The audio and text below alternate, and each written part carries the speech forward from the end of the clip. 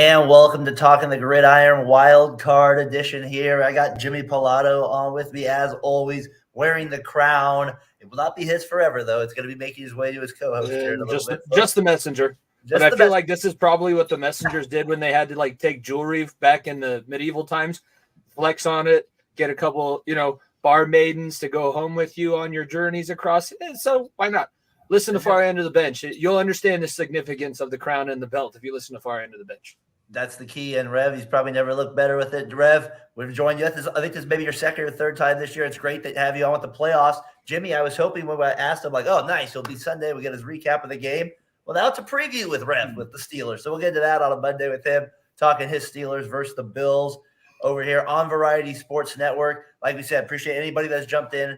Please, halftime here, Lions, Rams 21-17. Right now, a shootout right now between Stafford and Goff. The Lions are moving up and down the court, up and down the field right here. What's your thoughts? You've been doing the double too much, Daren. I know, been doing the basketball too much with it. What are your thoughts of that? I mean, watching that first half, remember we talked about it with C. Henry last week, was Lions going for it and on fourth down. And what was it? Fourth and goal on the 1 yard line, fourth and the inch line was the first down. They get the touchdown with Laporta to go up 21-10. I mean, they don't get that right. That's a massive swing in an event right there. So I don't know, it paid off. It paid off right away right now. And I was a big part of this game. So this one, I'm interested how the second half plays out. And if that situation comes out again, what happens if the Lions don't get it, Jimmy? So that's my initial thought right here, jumping right into that game. Go ahead, Rev. Yeah, I'm definitely excited to see how this one folds out. Just you can tell both quarterbacks are on a mission right now. You saw Matt Stafford somehow getting booed by his old Detroit fan base as if it was his fault that they never had running backs to support him. But regardless, you could tell both on Jared Goff's side and on Matt Stafford's side. Yeah. It just kind of feels like it's like one of those situations where you see your ex-girlfriend and it's almost like you wanna stun on them, Both QBs are playing on their old teams. On Stafford's end, Detroit just finally figured out, hey, this isn't going anywhere. Whereas with Jared Goff and the Rams, Jared Goff definitely feels like the Rams gave up on him. So it's almost like a game where both players kind of get this stun on their ex-girlfriends. So yeah. And they're locked in, Jimmy. They look like they're both locked in. The quarterbacks are for sure. The defenses haven't shown up yet. Maybe they got lost on the way, but they're going up and visiting Canada or whatever they were saying is right across the bridge. Both teams are playing to their strengths. The strength of the Rams is their passing game. I know Kyron Williams has been the sensation, but it is their passing game. Puka Nacua, that route that he scored the long-ass touchdown on. I understand why he is as tough to deal with as he has been all season. But then the Lions, they're playing to their strengths as well. Running backs, Jahmyr Gibbs, David Montgomery are having huge days. They're getting all three of their receivers involved, Jameson Williams, Josh Reynolds, and Amon-Ra St. Brown. St. Brown is a guy, all of these Detroit guys, I was talking to my dad about it. They've been here through such ebbs and flows. Like Frank Ragnow was drafted when they weren't going anywhere, when they were making it to the first round of the playoffs and not doing much. And now he is angering one of the best offensive lines in football. They've had some struggles, but I think that both teams right now are playing as close to mistake-free football as possible, and they're getting lucky. It's going to be interesting to see which team's luck turns first in the second half. I think that's what's going to separate who actually starts pulling away and who doesn't. Because in a shootout, that's what you're looking for. Yeah. Who's going to make the one mistake? 1 inch, half a second too slow, too fast. You don't quite catch it. Half an inch too far, too low. Don't quite make it. The inches we need are everywhere around us. What was there? There was that offside play right there. That determines your results on any given Sunday for sure. Yeah, absolutely. Jordan, I know you're jumping on here with us, talking the gridiron with us. We've been everywhere. We previewed this game. We've previewed a lot of these games along the way here. You guys did tailgate this morning. Now we're kind of recapping everything. Lions, Rams, we're kind of getting into that shootout. We'll keep you updated along the way there with it. I think the one thing, too, that gets me excited is wow, we maybe have a close game here. It's like one of them will actually have some drama throughout. I know. So hopefully we'll be giving you that drama here on Talking the Gridiron as we go. If something happens, Jimmy will break it down. We'll stop. We'll get it back into the game here. But 21-17. halftime, probably getting ready to start the third quarter here shortly. Gentlemen, that gives us a chance to maybe, for any of our Cowboy fans out there, give us a chance to kind of jump in to that right now. Jordan Love and the Packers. I got your hanky for the tears, baby. I'm thinking Wipe them off. I'm thinking of Stan because Eminem's been all over my TV screen all week. It's okay. I just drank a fifth of vodka. You dare me to drive? No, don't do it, Cowboys fans. It's not worth it. It's not worth it. Don't do that. You don't got to go jump off the bridge. Knee your TV. Break your TV in half. Take it out on the TV. Don't do anything stupid. It's just a football game, ladies and gentlemen. It is not real life. It's sometimes it's a little more than just a game. Sometimes it is, yes. Let me start with you, Rev, though. This, just because I feel like the two of us have talked about the Cowboys so much this year. So I want to get your thought, kind of a new, fresh take, about the crappiness that has always continued with this team. And I'm thinking, no, I pick them 31-10. The Cowboys are 16. This is the year. This is the one, 16-0 at home. Packers, I'm like, they kind of, I told Tyler, this is my best analogy. If you said in a bubble, whenever the streak started, the Packers after today would win the last 6 straight matchups. So I'd say, they're going to, the math doesn't tell you that's going to happen. Eventually you're going to win. It was set up for them to win today, Rev, and they could not get the job done as well as Love played. I don't know. You take the angle first. You want to give the Packers more love or the Cowboys more blame? You kind of got to give Cowboys. You got to give the Cowboys a blame. Admittedly, ever since the last quarter of the season, Jordan Love has definitely figured things out. And the Packers are the youngest team in the NFL trying to put the pieces together. Well, the Cowboys, you look at the offense, in which really struggled to put any pieces together. Him and CeeDee Lamb were not on the same page for basically the entire first half. And then they figured things out a little bit in the second half to at least say, hey, we put up 32 points. You can't blame the offense. However, on the defensive end of the ball, something that heading into the year the Cowboys were hanging their head on, just ultimately didn't show up. The secondary, in which the Cowboys take pride in, a lot of the times when the Cowboys blow teams out at home, you can rely on the fact that they have a good secondary on paper, so when teams try to come back, they rally up the interceptions, the secondary gets a shot. But today, Romeo Doubs put Stephon Gilmore on a poster, and the pass rush was non-existent, and just Green Bay just put up numbers on him. It's just disappointing for that Dan Quinn-led Cowboys defense, in which they usually hang their head on, to be exposed, thrown all over, Aaron Jones having the day of his life, and just for them to get picked apart the way that they did. There's no excuses this year. They had enough talent. Sure, Trayvon Diggs went down, but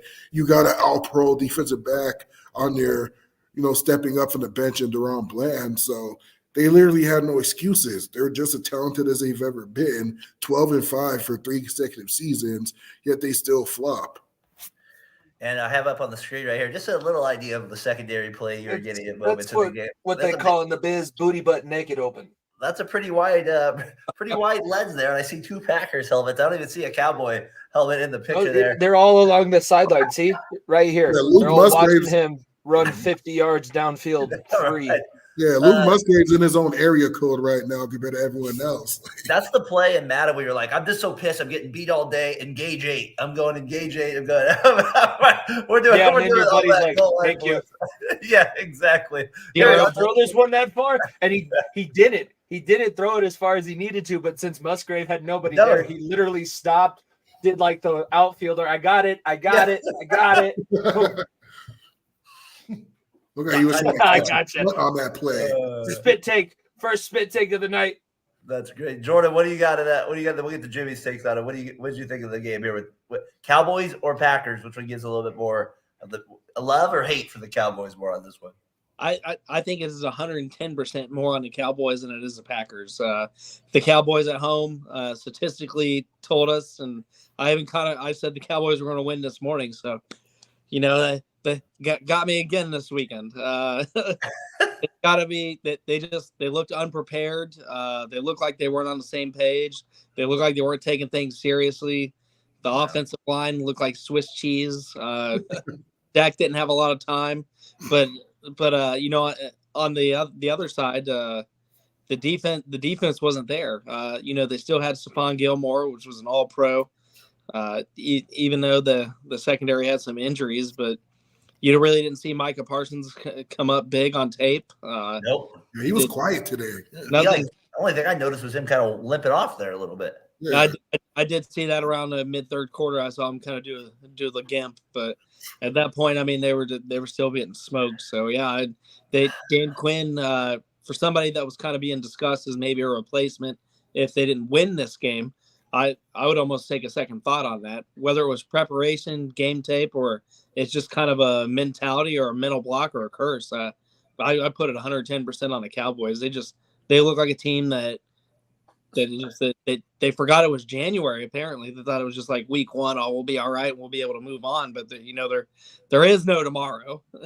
So what's next for them? What's next? They go like Jimmy. Does that mean McCarthy's automatically gone and like Prescott starts over? Is it like Belichick the next phone call? I posted that video of us talking about this morning. Like it kind of came into fruition because I didn't think that they were going to lose, and I thought they're just going to stay like they always do. But when you lose a game like this and you come back with the same duo, I mean, you're just setting yourself up again for the same story. You're just going to beat yourself into the wall. I mean, at some point, right, they got to make a decision. Isn't this what they just did? Like, this is what they just did this past year. Because Mike McCarthy, I mean, the past 2 years, I said it on Tailgate this morning, the fact that we've had 2 straight seasons where Mike McCarthy has been at least partially to blame for the playoff collapse, and now it happened even a week earlier. I still said this morning that the Cowboys were going to win because it's their MO that they go 12-5 in the regular season, make everybody think their expectations are higher than they should be, and then they go out and they'll lose in the divisional round. Turns out it was the wild card round this weekend, and it's crazy because it seems to always be the matchup against the Packers in the playoffs because the Packers have their number. I don't think anybody has been more successful at AT&T Stadium outside of the Cowboys than the Green Bay Packers, and this just adds to that. Yeah.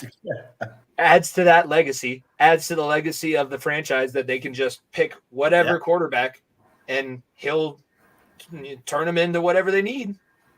Dakota. We got Dakota. We got the there are no excuses for whatever happened in that first half there. Just the inability to get on the same page. Him and CeeDee Lamb not being able to connect. It seems By the way, where was Micah Parsons? Nowhere to be found, really.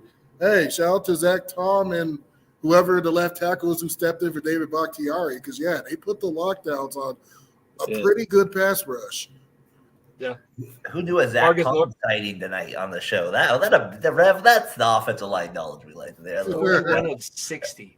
41 of that makes my heart hurt as an offensive lineman.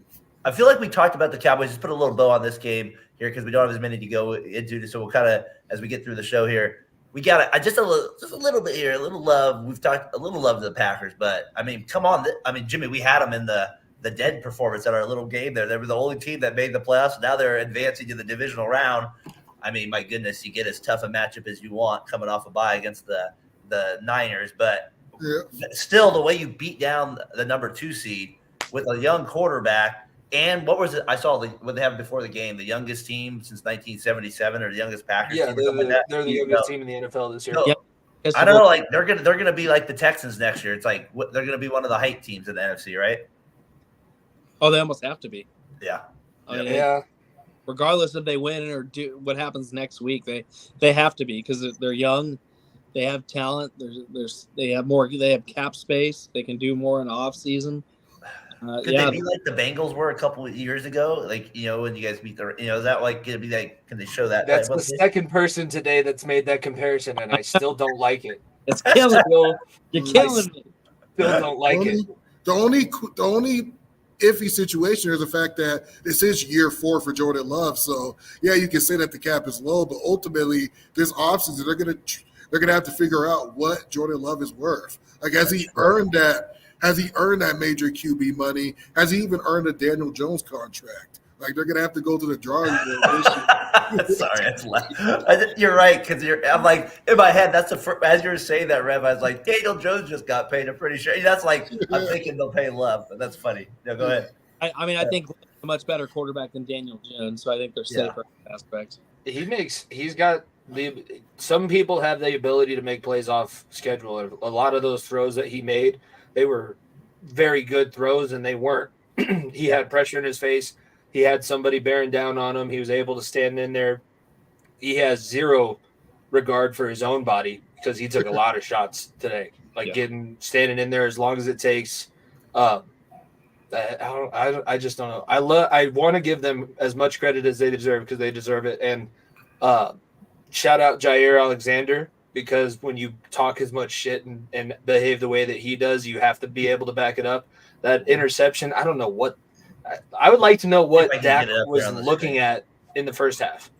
Yeah, I'm gonna see because that interception was a beautiful play. He baited him into it perfectly, but as an NFL quarterback, how do you make that throw? Like as a guy that's that's my sports commented, $61 million in dead cap. That was a Russell Wilson level performance tonight from Dak Prescott. That wasn't a $60 million man. That's a throw right there. You're talking about those disguised zone coverages were just giving Dak fits all day. Even that pick six from Darnell Savage, it was like he had no clue what a safety was. Savage was reading his eyes the whole time, steps right in front of the ball, and no one even touches him on the pick six. Like the coverage was just tricking him all day. And then the pick six was like the other one was like just a walk in the end zone. That one too. This is a name I love. This little Donald Driver. That's a name I haven't heard in a while. It's been a while since I heard that. That's an old school Packers name, wide receiver there.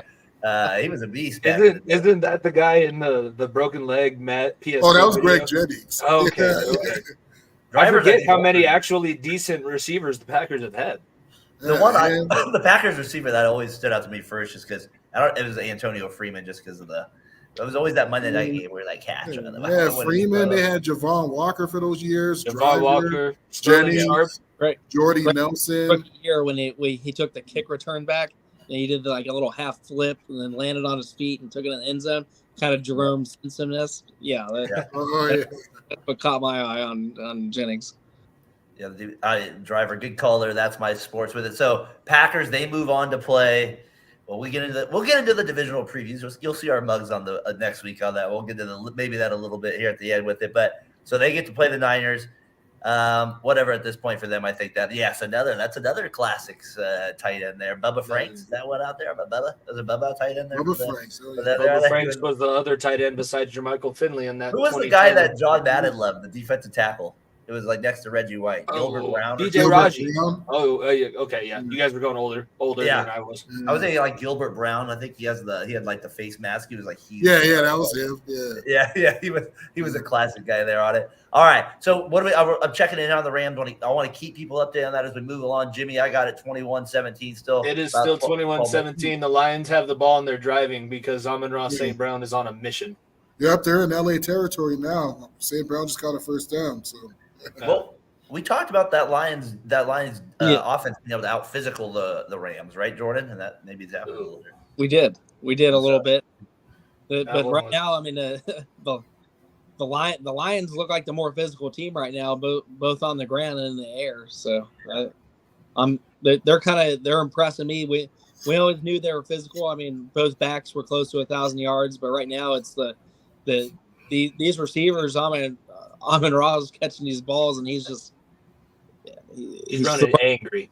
Yeah, they didn't vote him in the Pro Bowl. He's on a mission. I mean, sure, he got some. I don't know if he was first or second team All Pro. He got some All Pro love, but you know, athletes are whatever they can use to motivate them as perceived hatred. He didn't make the Pro Bowl, so he's on a mission now.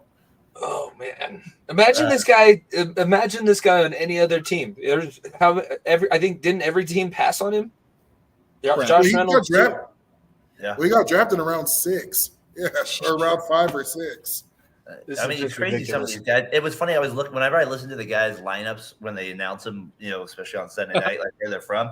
I'm always like, because you always think like the big colleges, and you're like, a lot of them are like TCU or like I'm about saying like, but like they're all spread out. It's not like these all dominant teams usually. And you're like, it's crazy. Even at the NFL level, it's like it's all about do you fit the team, do all that. So, all right, so let's get to the next one here, Pat. I feel like Cowboys.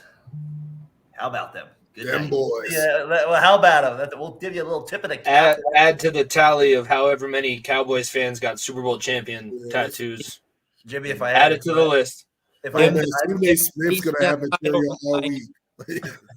If I had the time and the want to, I'd go back to every episode where we said, I don't trust the Cowboys. And then edit every time we could probably have 48 seconds of just I'm saying pretty that. sure we said that last week. Who is the team most likely to get upset? The Dallas Cowboys. All right, let's get to the other team in Texas, though, played a little bit better, guys. I know you guys talked a lot about it this morning, so I just want to maybe we'll kind of take a different angle at it than you guys went at it this morning when you talked about it with Brandon on there. I want to kind of, Rev, I kind of want to look at it from, we talked from what the team is saying about CJ Stroud. Like, that's, to me, what matters. Like, what his coach is playing, D'Amico Ryans is as charismatic a coach you could play for. I would think that you'd be jacked up to play for somebody like that. Just the energy he's bringing, especially when your team's winning, and the faith he's putting in this player as CJ Stroud, saying he's the reason we're here and we're in this position. And you look at some of the throws I'm going to get up on the screen here in just a little bit. I mean, the thing I like about the Texans, even though they miss a few of them, Rev, they really take shots with the deep ball.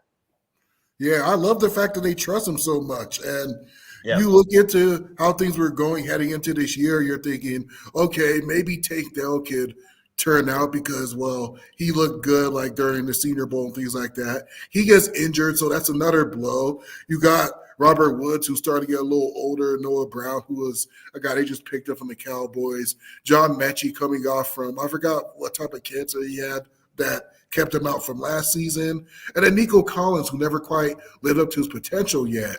Like, this is not necessarily a top 10 receiving group we're talking about right now. And CJ Stroud comes in, is handed the tools that he has right now. Like, imagine CJ Stroud with Brandon Cooks and CeeDee Lamb. He wasn't given that. But regardless, he stays calm, he stays composed, he makes the throws, and the moment just doesn't seem too big for him, which is impressive for a guy that young. Like, you saw that in the Georgia playoff game the year before. The moment is just not too big for him. It is not I know that that's what you're going to say, Jordan. It's not that he played at Ohio State why he can handle big games. You know why he handles the big games like he does? Because nobody that's a rookie quarterback in the NFL has prepared the way that he does and constantly seeks out advice from other people around the league, other parts of his team. I'm pretty sure he sits in the defensive back meetings each week to try and talk with them, both giving them pointers about what he's looking for when they're trying to disguise coverage, and then they're giving him different things, different keys to look for. Also, like the plays that we're watching, that first touchdown to Schultz, that's the second one. It's pure scheme, and he knows where the guys are going to be. He's throwing those; they're anticipatory throws. That's a guy who's watched that play out 1.5 million times, both on screen, in his head, in the VR headset, on the field. This is a guy that takes no day off for his preparation. That's why we never see him get rattled, because he knows that he's seen about everything that another team can do to him every day over the past however many days that he's had to prepare. I think that's what is missed about CJ Stroud. It is, yes, he has big time experience from where he played college football. He was in the college football playoff, but this is not this CJ Stroud is so much different than the CJ Stroud that was in Columbus. This CJ Stroud whoops Georgia, even with the rosters the same. If CJ Stroud was as mature as he is right now, this is the biggest surprise to me since I've been doing broadcasting, radio, podcasting. I did not expect any of this. I did not expect this level of success from him. He is single-handedly turning around this narrative about Ohio State quarterbacks because of what he's been able to do. So those guys are benefiting from him even more. This is something that shouldn't be. That's a good one. That was my favorite play. I should have stayed on the couch. I should have stayed on there. I had Logan in here. This is how Browns feel. I know you're a Cowboys fan, so that's why you're next. This is how Browns feel though after a game like this. They need help. Like I was telling Doug when I was doing I did the basketball show with him after the game, and I was like, man, this is how franchises are. Some of them just can't get out of their own way. And like at the end of the day, maybe we just put too much stock into Flacco. What? You know what I mean? Like maybe we were like, Flacco's this, he's that. I mean, he throws those 2 pick sixes back to back. Yeah. I mean, do you guys think real quick on the Browns, like, was it Flacco's game or was that just more Stroud was just a stud and Flacco couldn't keep up? I think it's 50-50, but kind of going back to the first comment you made about the organization, I mean, they had 27% of their starters are on the IR. That's true. And they still got it done. 5 different quarterbacks. I'm not taking away credit from that. I'm more just saying if we take that to the next level, which is playoff success as a fan, like you guys struggle with the Bengals, like Jimmy said. I mean, a tier on AFC Championship Sunday, that's not normal. Like that's because it doesn't happen. So as a Browns fan, that's where they're at now. It's like you get a little taste. And it's like ripped out of your heart. It's ripped out because Joe Flacco's your, you know what I mean? That's what I mean as an NFL fan, because it's a grind. You're like, okay, I got to wait all the way to next year now, and we'll see what happens. So I don't know. Is the defense going to be as good next year? So I don't know. We'll see. Yeah, and while Flacco does have to stomach some of that blame, in which he looked good for about a quarter and a half and kind of sputtered away. However, something needs to be said about this top 5 defense that gave up under 200 passing yards a game and was so stout all season. It was a majority at home. And their 2 starting safeties were out yesterday. I mean, that to me, I mean, showed. Look at what happened to the Bengals all season. 2 starting safeties walk in free agency, and we struggled all year to rebuild it. 2 starting safeties go out in a playoff game. That to me, that's pretty big. You're losing your main communicators in the secondary that keeps everybody in line. That's a blow, definitely. But then on the other hand, you still have your Denzel Ward and your Greg Newsome one-on-one with the Texans receiving core, which I don't think anyone had an idea, in which also them on the other hand not having Tank Dell, which is also their second leading receiver all season, in which teams are dealing with their blows. I mean, this Texas offensive line has been battered and bruised all season. Like Kendrick Green getting hurt. We didn't really see much of, trying to remember the other, either Ken Yin, the guy that they drafted in the first round, or Kendrick Green. Like, this was also team shuffling quite a bit here. And ultimately, you got Myles Garrett, your first team All-Pro candidate, a good chunk of the rest of the defense coming back and healthy at the end of the year, and they got gashed. I think if you're a Browns fan, it feels a little bit more demoralizing. Like the way that game went out, 45-14, it wasn't really even a battle. And then those 2 pick sixes that happens with it, and then like just the deep bombs, like they couldn't fight back at that point, and they were done. And what was it? I think Jimmy brought the defense on the road, right? Like that's not. It hasn't translated. That was the one spot they weren't able to kind of keep it going, was on the road. And the Texans, at the end of the day, if you were a Browns fan, you're like, what team would you want to play in the playoffs? I would have thought this is the team you would have wanted to play. Maybe I'm wrong, but Steelers. Yeah, I mean, maybe that's the team I'd rather play. But maybe it is Reds Steelers that we'll get into a little bit later here in a little bit. But I don't know. That was the most interesting. It wasn't the most interesting game to me going into the week, but I picked the Texans on that one. I did get right. Finally got one right, but it was more just because of that Browns mojo. It's more like there's something I believe in those things that the Texans were able to overcome it. Well, Jimmy, I'm with you a little bit. Maybe we got to start counting. Mojo. Maybe rookie QBs don't matter anymore. Who knows? That's part of it. Maybe that doesn't matter anymore. Those rookie QBs. Come on, buddy. You got to get into it. I'm not going to say that, because then it's going to feed into your co-host and his delusional quest to try and get everybody else to take Brock Purdy seriously, even though he's got the best running back, tight end, left tackle, receiver, defense, breaking coach, news, GM. What else can they have? Exactly. He's got everything that he wants on his team. Is it breaking news that that the Lions kicked a field goal? Is that count as breaking news now, people on the football world? Is that it's not breaking anymore, because it's not breaking anymore because it was the last one, and now the Rams are driving on the other end. I know, we got that. So now they're moving the ball. They got a chance to tie it up here on 7. Oh, as we're looking into, we're getting close to probably. The Lions defense is not good. They're just not good. I don't know what anybody was expecting. It's improved, but yeah, there's still it's improved, but it's not Stafford and McVay proof. That's for sure. Yeah, definitely another edge rusher to complement Aiden Hutchinson could help. Definitely. Yeah. Do you think a lot of people just look at it good because of Hutchinson? Just that name or something like that? Or just because they got to the playoffs and they're physical? I mean, that we'll see what happens with them. But so they're 24-17. What are we at? Third quarter here, 4:23 left. They got the ball in the red zone. Jimmy will keep us updated here if they get in the end zone here soon, and we'll let you know, tie it up. We have a tied ball game going to the fourth quarter. Is that possible? Is that humanly possible to happen? Logan, yeah, we'll get into that later, Logan, just to let you know here. Go ahead, Rev.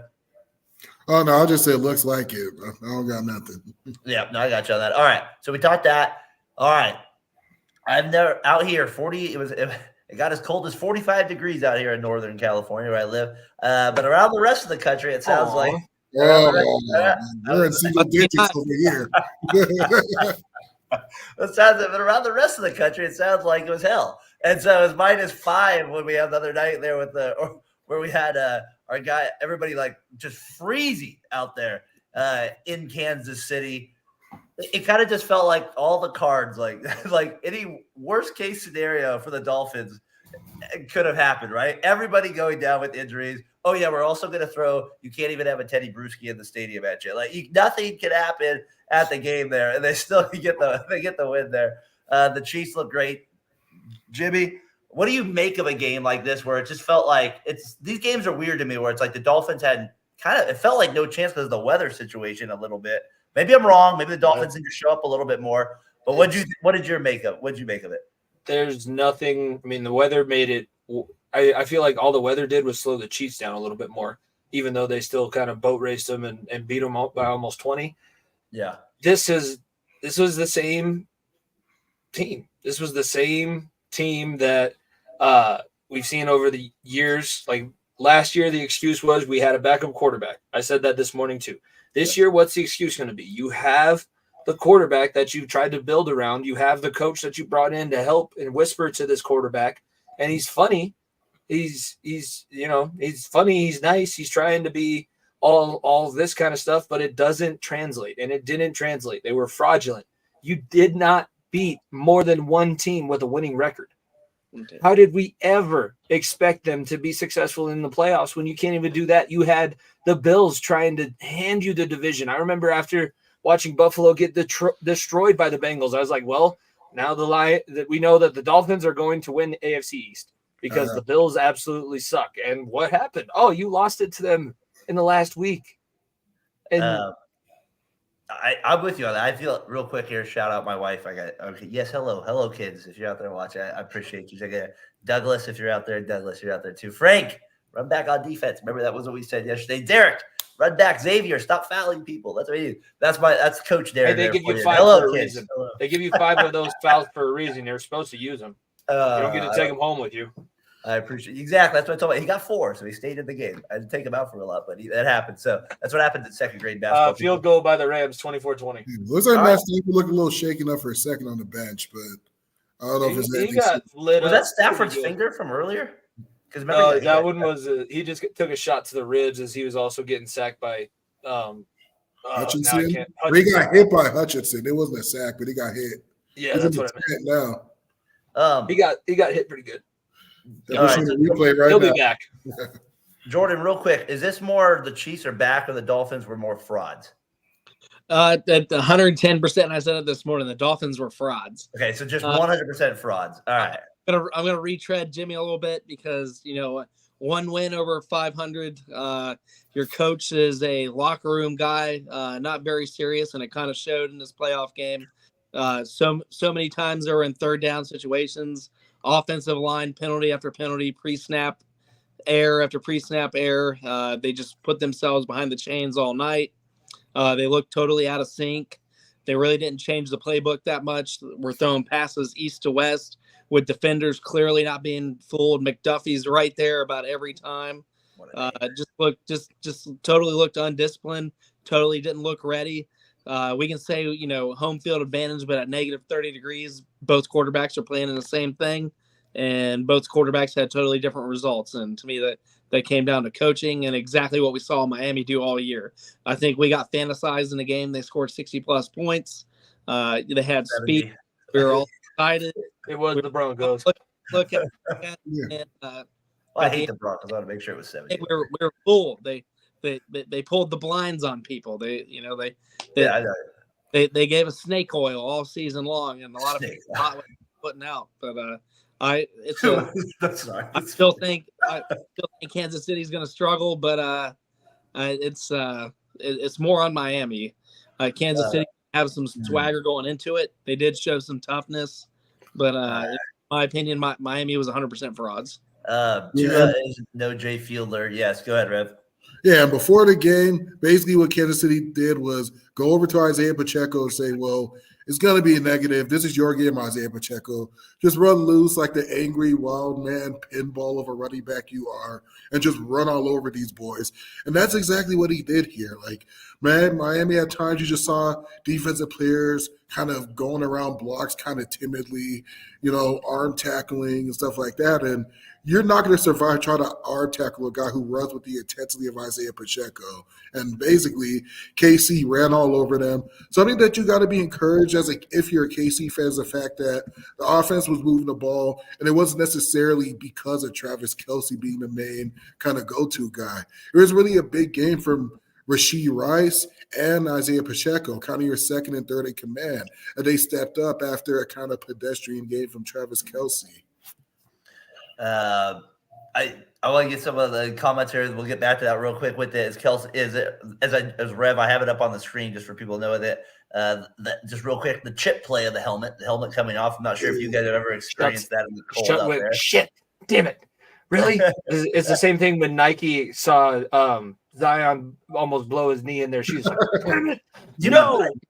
That was so. I mean, that game will never. I will stay with it because I think I remember Obama was at that game and they were like, "Man, a huge deal." And they're like, literally a minute in the game, he goes down. And it's like, well, that took the energy of it.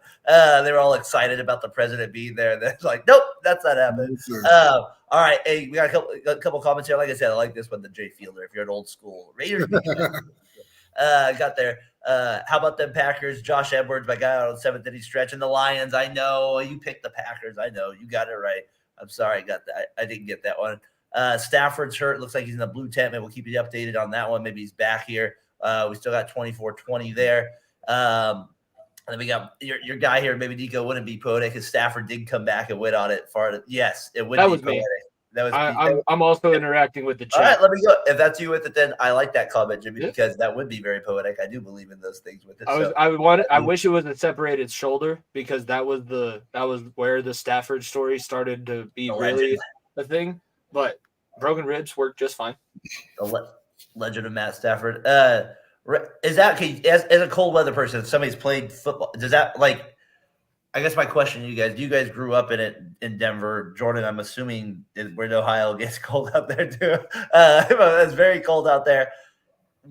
How do you even start getting warm to hit people? Or is it like you get so numb and you don't feel it anymore? Like, what do you do in that situation? That to me has always amazed me. Like in football, is like with these ice conditions, how I don't know how they can hit the ground as many times. I don't know. It just amazes me a little bit. You just gotta hope that you never stop moving. Like you're always on the field because the more time, like on offense, because Rev and I were offensive linemen in college, it got pretty cold. We never really had to play in like that extreme of temperature, but if the wind is blowing and you're on offense and the defense just stays out there and they can't get stops and they're converting, that's when it really starts to be like, whose advantage is this? We're playing at home right now, but I can't feel anything. Like my fingers and toes are totally numb. I have a jacket on, but it's not doing a thing. You want to be constantly out there. So in a perfect world, if you're playing in a game that cold, it's like scoring 5 plays, defense gets a 3 and out. Scoring 5-6 plays, defense gets a 3 and out, because then you get both sides of the ball moving and nobody ever gets too cold. But inevitably, that's what ends up happening is like one side does get frozen. I'm kind of going to piggyback what Jimmy said here and there. Yeah, like the more you move, the more you can kind of ignore it because you're working up a sweat. You're getting warmed up. But if you're like a bench player or, a second string guy, or if you're on the sidelines for a while, not really moving, that's when the cold really gets. And it always affects everyone differently. But yeah, it gets to my toes and my fingers right away. So like, yeah, you gotta stay moving to try to ignore it really. So that's why you feel the better. That's why you mean Adam Vinatieri's snow kick is still one of the best under. Like, how the heck this guy sat out all day and kicks it? I wonder Jordan too as a coach. Like, you got to think like from a health standpoint too. Like, these, if they're sitting out too long, like I don't know. I guess not. There's like maybe not NFL wise, but your guys maybe at the high school level. No, they don't care at all. It's cold. No, I'm gonna be honest. I treat them the same way they treated me in the Marine Corps. Fucking go. Suck it up.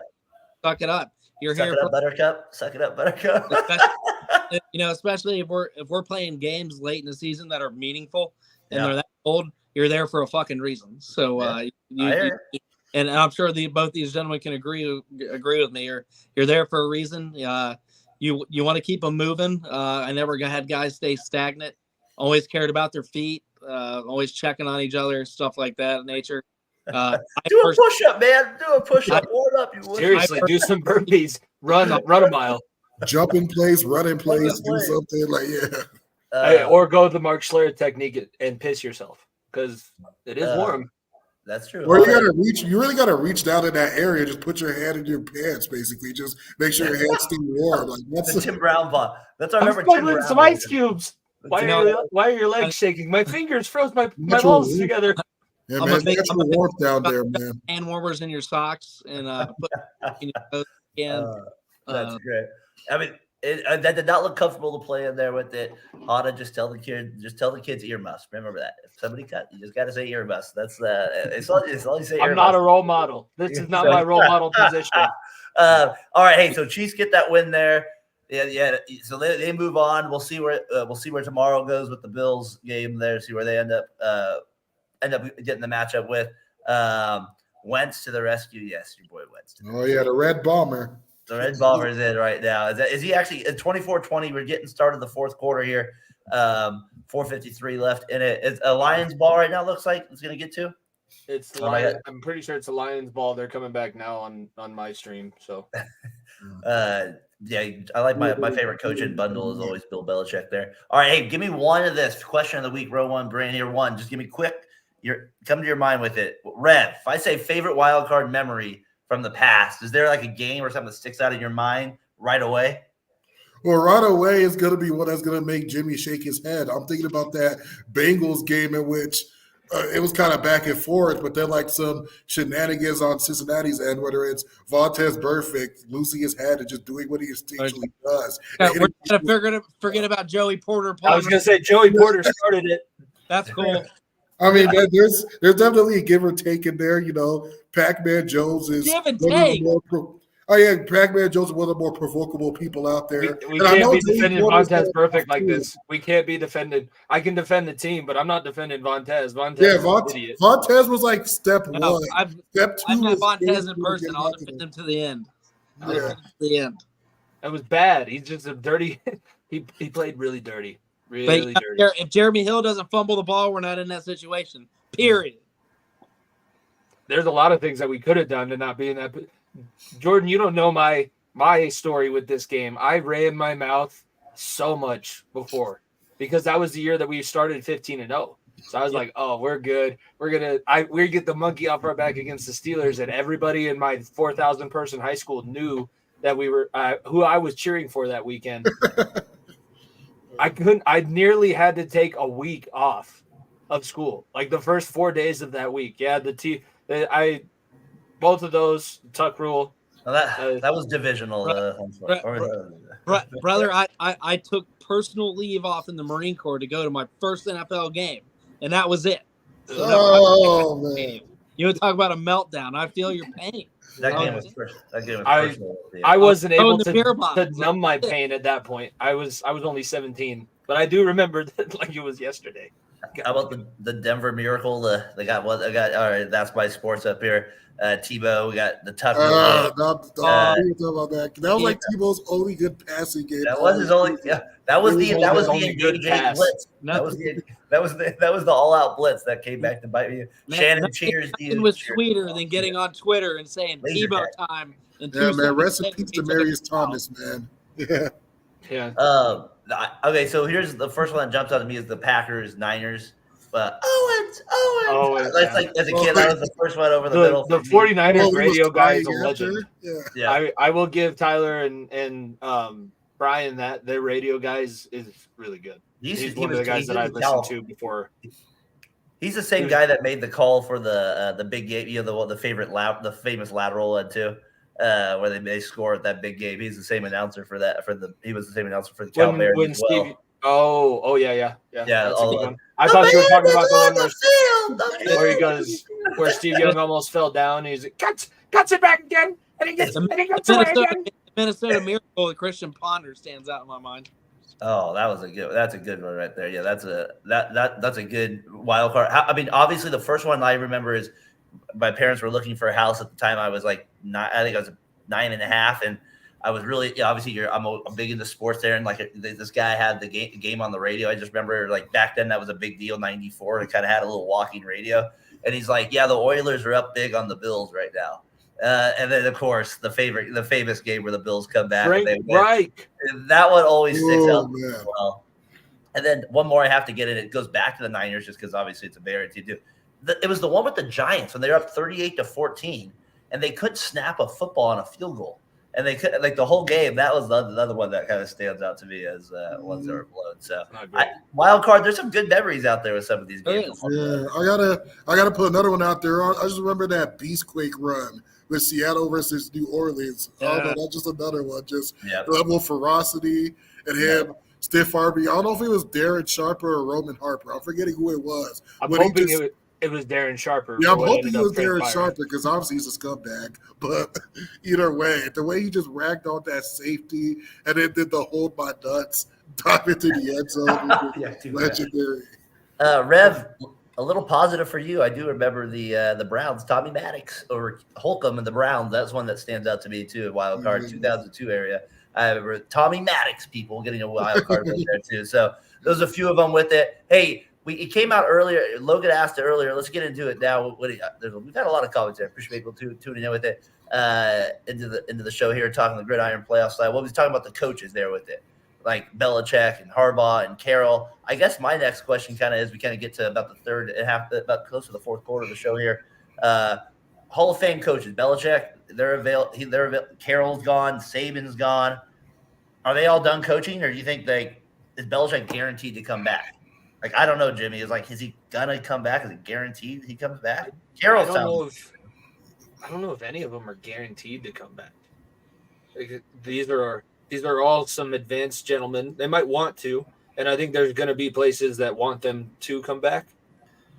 Saban's interesting to me because it seemed like he was involved in the hiring process of his successor. So maybe he stays down there as more of an advisor, because that might have been how they talked to, like, okay, you can retire, but just stay on as an advisor because we want to make sure the program doesn't, what you built, we want to make sure that we can keep the infrastructure in place. So I don't know about that whole thing.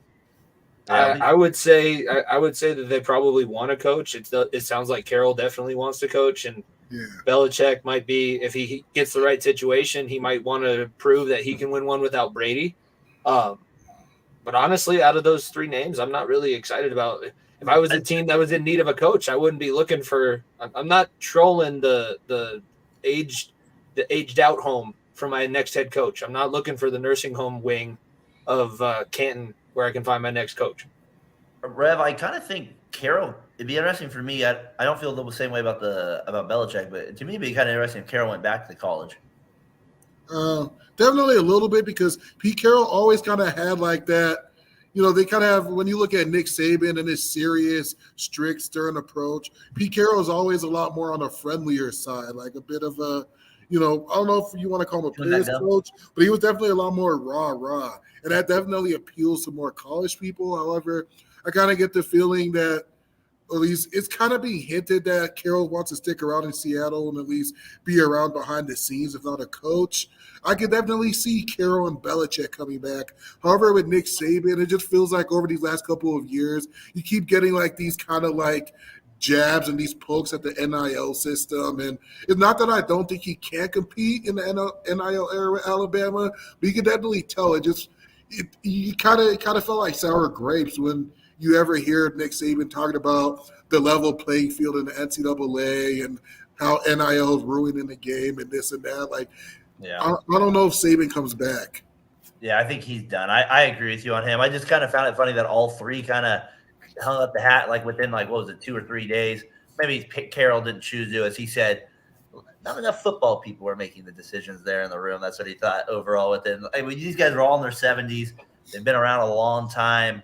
I don't know. I know, like some of our Falcons guys, they said they might be able to make it. Tired of this, Grandpa. I mean, the Falcons have been intriguing. Belichick. I've heard things with that. I don't know. I think it'll be interesting which one maybe comes back. Jordan, any final thoughts on those guys?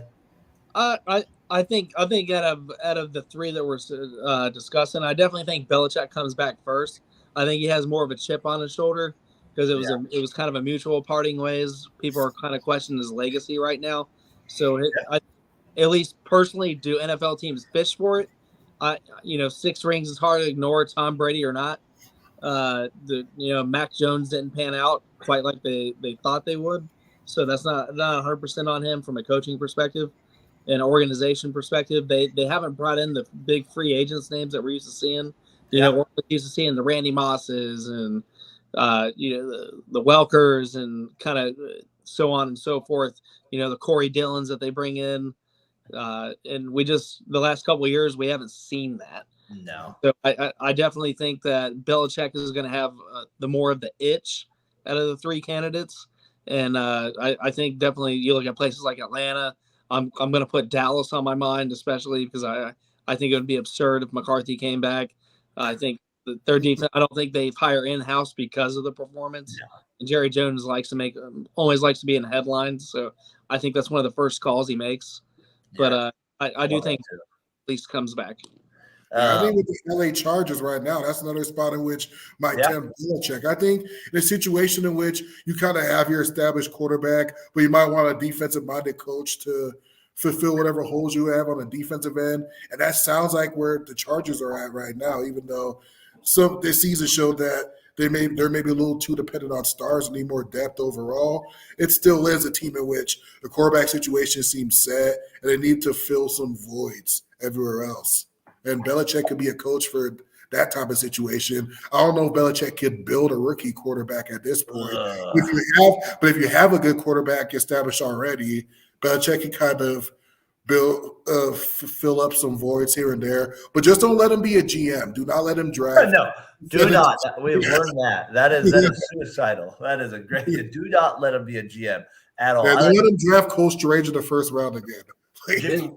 Jimmy, are the Rams in the red zone here? The Rams are they're driving. They've been in the red zone twice so far and only come away with field goals. We'll see. Anzalone just is staying down on the field right now for the Lions. So we got 8:40 left, something like that in the game, in 9 minutes. 8:22. It's third down and it's like third down and 10. Do you think the Rams would go for it in this situation? Or think they'd kick a field goal to go 24-23 if they don't get it? With the way that they've been able to kind of slow down the Lions offense, they might be kicking the field goal. McVay's a little bit more conservative than Dan Campbell is. So 2 field goals, you win the game. So I think you got to go there with it. That's why I would do it. What do you guys think of Mayo in New England? I think it's a fine. We'll see how he does. I always feel like these coaches are in tough spots when they go to situations like this, and so we'll see how Mayo does. Good thing for him is that he's not following a ton of success, and he's been the guy that they've had decided as the successor for a long time. That's why Josh McDaniels left as many times as he did. As much as Belichick liked McDaniels, he was never going to be the successor. It was always going to be Gerard Mayo once they brought him in. Yeah, no, for sure. And that's my sports. Those guys work at my local grocery store. No, who are those guys? But the wide receivers there. Sunday night here. So we're in the red zone. Jimmy will keep us up to this. All right, let's get here toward the end of it. Rev, who you got? Maybe you got the Steelers. Number 7 seed. We moved it. The weather. It did look a little tough. It looked like it might have been hard to catch a ball out there today in Buffalo. There are flashbacks to last year. So 1:30 Pacific Standard Time, the game kicks off tomorrow. 1:30 lunchtime out here, people. A little late lunch, I guess. We go number 7 seed versus Buffalo. Can another number 7 seed do it, Rev?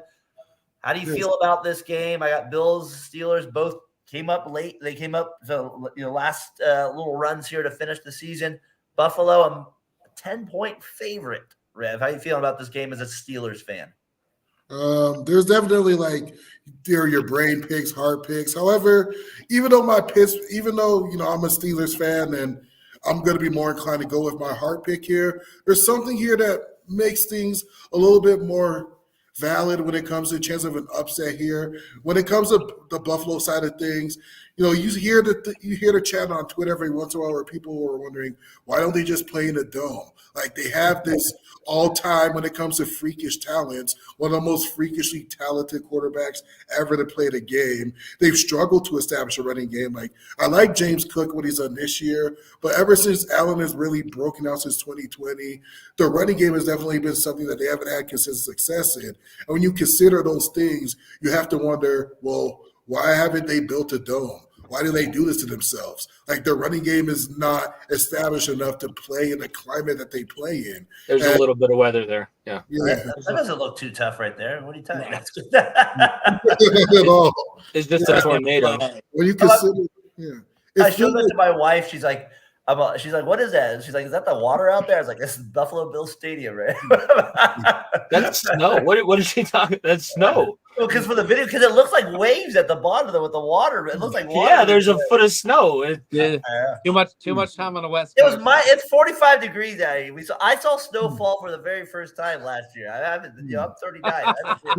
And that's the thing. Like when you have a team that's built maybe like more of a smash mouth run oriented team, maybe it would make sense to play outside in cold climates like that.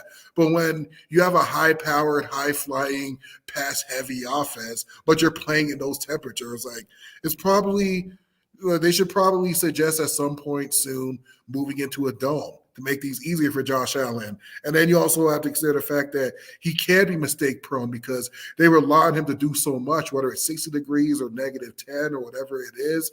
They're going to have to rely on Josh Allen to chuck up a lot of passes in this situation. And I don't know if their run game is as established as what we've seen lately in Pittsburgh with the double-headed monster Jalen Warren and Najee Harris on the other hand, and what they've been doing in the latter half of the year where it feels like they figure out the identities of maybe you want to go east-west and use Jalen Warren as a receiving back. Najee Harris, you're 240 pounds. Stop trying to cut to the outside. Just run downhill. And that's been working a lot lately. So if the running game kind of slow the game down and Josh Allen has one of those 2-3 pick, like the one he had last week where they got to the red zone and he threw 2 picks in the red zone. Like, this is one of those situations with as mistake-prone as Josh Allen is and with the circumstances of the climate and the weather, like, this is one of those games where I wouldn't be surprised at all if Pittsburgh pulled one out. Like, I'm confident. And Jordan, that's weird. Like with the weather, like, are you commenting, or you were on with us last time, or when we did the pod there with Tyler? Allen can't lose this game. He can't lose. It's not like even if there's bad weather, it's just like I feel like this is a game they can't lose. It's 110% a game they can't lose, and everybody kind of forgets Buffalo is kind of hot too. They are on a streak. They're on a streak that kind of reminds me when Eli won his first ring. It does. They're getting kind of the run game together. Josh Allen's still kind of throwing those boneheaded interceptions, but the defense is playing much improved. You're seeing a pass rush they really haven't generated all year. They're getting to the quarterback. They're kind of being solid against the run. The secondary is still kind of spotty at times, but they kind of have a more of a complete package. And it's kind of their version of what the Cowboys game was earlier. They for their legacy to move forward, they cannot lose this game. Josh Allen cannot lose this game. He's got to prove his worth. He's going to lose the locker room completely. I don't think Stephon Diggs hangs around. If they do lose this game, I think that's kind of a bold prediction. He's going to force them to kind of trade him. I think there's just too many things going south if he doesn't win this game tomorrow. The Steelers are still kind of I'm not totally bought on them. No TJ Watt. I think that's going to play a huge factor. Yeah, that'll be a hit. Come playoff football. It's going to give Josh Allen more time in the pocket. He's going to be able to do more things than he would with Watt there. So my guess is the Bills. I think the Steelers are going to bring it. They're going to play smash mouth AFC North football, as much as I hate to say it, but I think the Bills get away with one. I've got the Bills fans. Look how crazy they are out here. They're helping shovel the snow or whatever you call this, riding the wave. I don't know what you guys do out here. I'm guessing a few beverages might have been involved to be able to have a shirt off there. And that's just a few. I'm sure he is sleeping well somewhere in the snow. Hopefully he's alive if you have one of it. So if he had it, he's alive out there. He's dead. He was dead out there. Dear God, he's dead. I saw that. And Buffalo Bill You fans killed are Kenny. this built a little different there. So Rev, I'm looking forward to the game just because the Steelers have a way, but we've seen this before in the playoffs where they get blown out as the 7th seed as well. So Jimmy, you're going Bills, I'm assuming too. I will never actively Yep. root for the Steelers, but I do think that they're tough enough.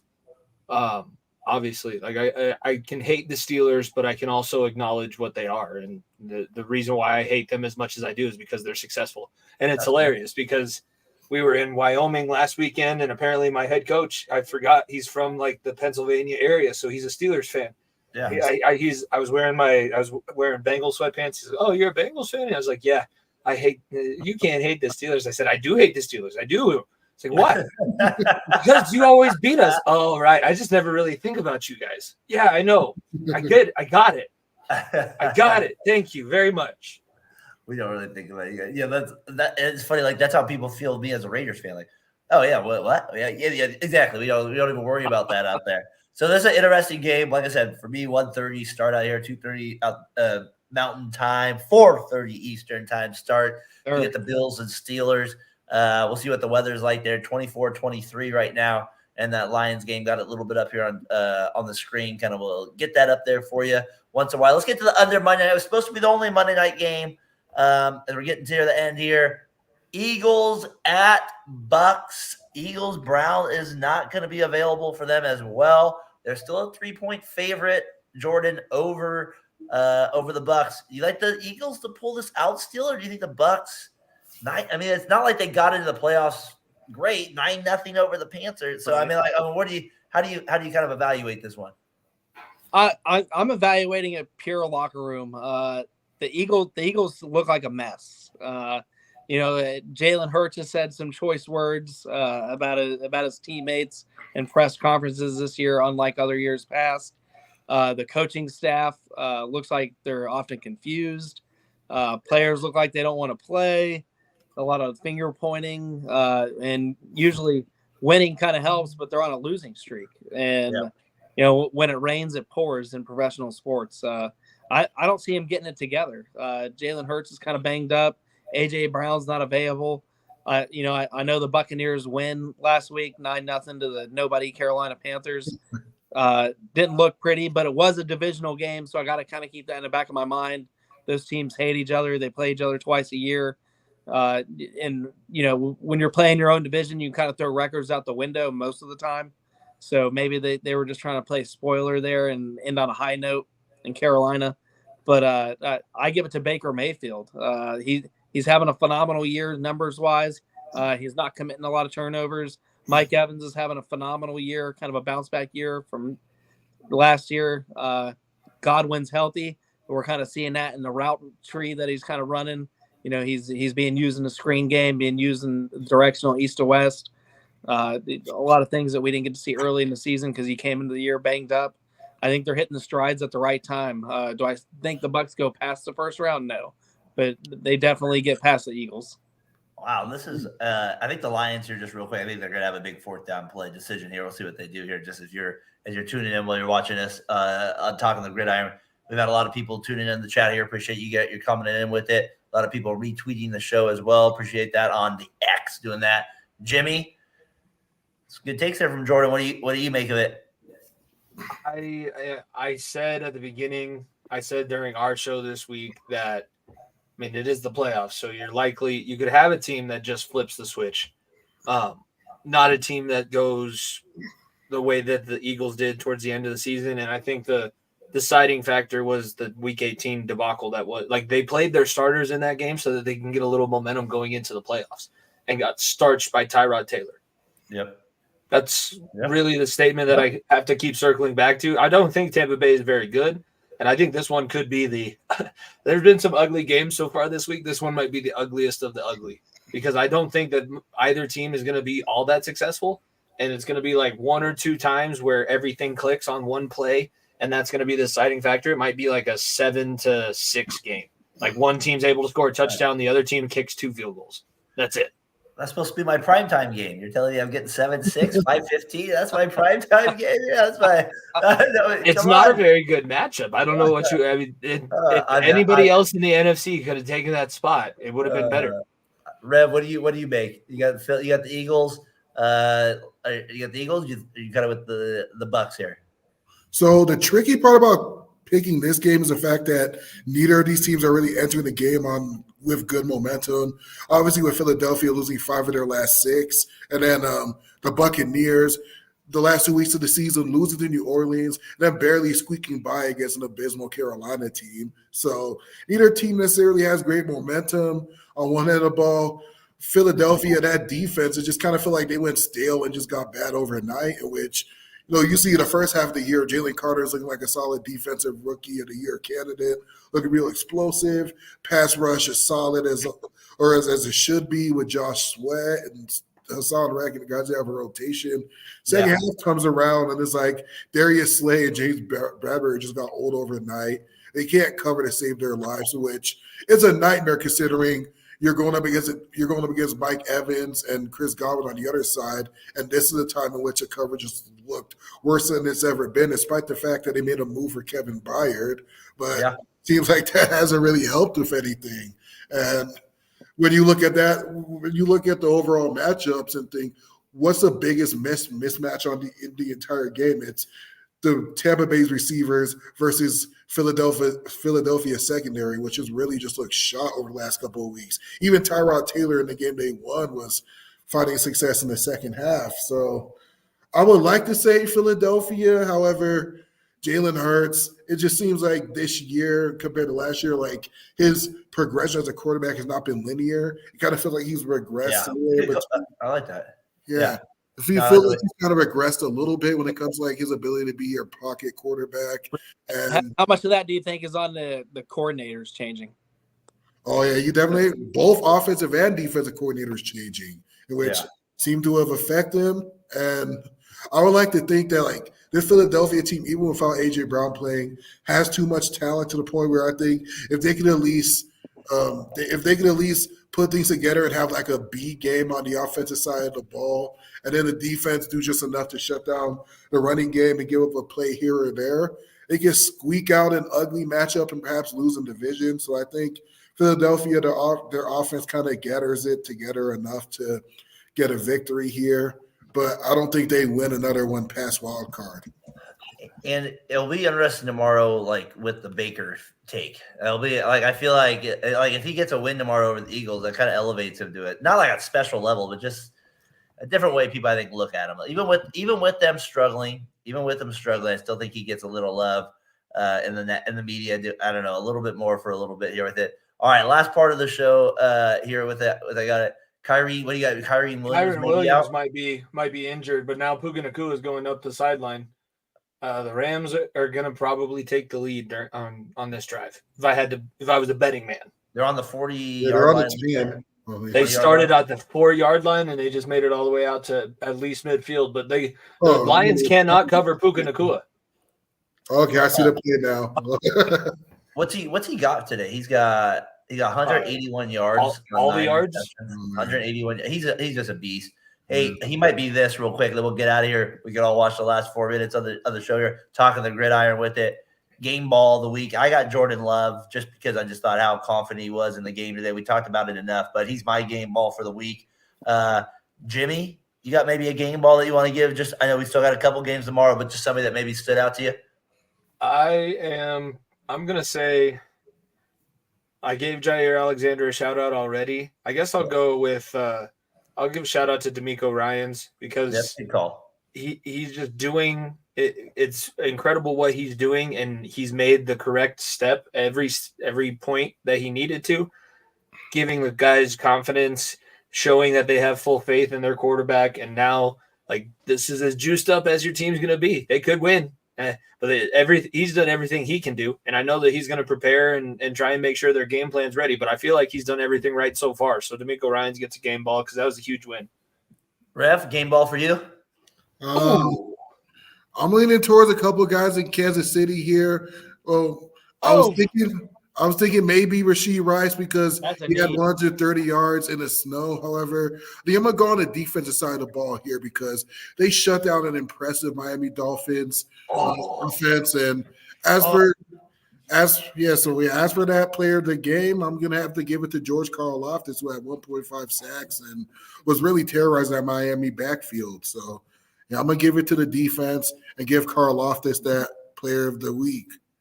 I like that. I'm based on the way you guys are reacting. Mr. Higbee got hit pretty hard. It was one of those ones where he dives at the knees and the guy did a flip, but defender happened to catch him right as his leg planted, so he hyperextended the knee before he did his front flip. All right, let's see if I can get tight ends have to. What about secondaries versus tight ends? Whenever a tight end gets a ball, it's always a secondary or a defensive back instinct to go after the knees. So when you're a tight end, you really got to watch out for your knees. So yeah, that's rough. He didn't have a good handle on the ball, so he was focused on that before. And he gets lit up there. That's a worse spot there over the knees like that, right where you get hit. All right, so they're and the Lions here are they got 24-22. They're now over midfield attacking here with it. Jordan, who do you got for game ball? I think it's a no-brainer. Coaching's one thing, but No Flacco. Maybe DJ Stroud, no turnovers in a playoff game when the lights could have been the brightest ever for him, and he came through in a big way. Kept composure, let it rip early in the first quarter. Big time throws all day. Didn't do too much, didn't do too little. Didn't put himself in a situation that he could have produced big time turnovers. Absolutely a clean game. I think he was 1 point away from a perfect quarterback rating when it was all said and done. Crazy. And he didn't even get to finish the game. Case Keenum came in and did some cleanup duties. So yeah, I got to go with CJ Stroud. Gentlemen, talking the gridiron here, we're down to the final 4 minutes of the game here. We'll get everybody out. We'll let everybody kind of finish that without us here on it. But hopefully you've enjoyed the show as we've taken you through most of the second half of the game here, keeping you update. I know the Rams are in position to take the lead. We don't want any heartbreak in Detroit. They got the Michigan title. They're not supposed to lose anymore, so they're getting used to it now. So we'll see what happens. We'll be up. We'll be back with you next week, of course, breaking down the divisional round at that point there. Jimmy, if I can make one request, I need a live microphone to Eminem, and he needs to start doing the 8 Mile rap battles to the entire stadium. If the Rams take the lead, we need a live concert because that's the only thing that's going to flip the mojo of this thing. Because they showed Stafford's stat line. He's about to drop 400 on the Lions and possibly 3 touchdowns. The Rams got a chop blocking penalty that put them way behind the sticks here, so they're out of field goal. They're going to break the heart. They're going to break the heart if they do it. Rev, thanks for jumping on, man. Maybe we can get you on again before the season ends here. Oh, yeah, if I don't know one of these, whether I'm available for division, post, whether it's after the season, recap after the Super Bowl, conference, whatever. Yeah, I'll let you know. Absolutely, man. Appreciate it. Jimmy Pilato, you guys have been putting out a lot of stuff at Far to the Bench. I know you guys are going to do another show this week. We've been doing the tailgates. We're doing the previews. We're really pushing a hard here at Variety Sports Network. No, nobody's going to beg you to watch, but if you want to support people that work hard on a network and really care about just kind of trying to bring sports on a different way to you, check out Variety Sports Network. That's what we're gonna. That's my plug to you in that way. I'm like I said, I'm not gonna beg you to play for us, but that's what it's gonna. I'll ask you to join. So enjoy the rest of the Lions and Rams game here. We finally got a good game here. Good for our show here. Talking the gridiron guys. We got it. It's better than a 48-12 game with it. So for Jimmy Pilato, for Jordan Maxson, for Rev, we'll see you guys all next week. Peace.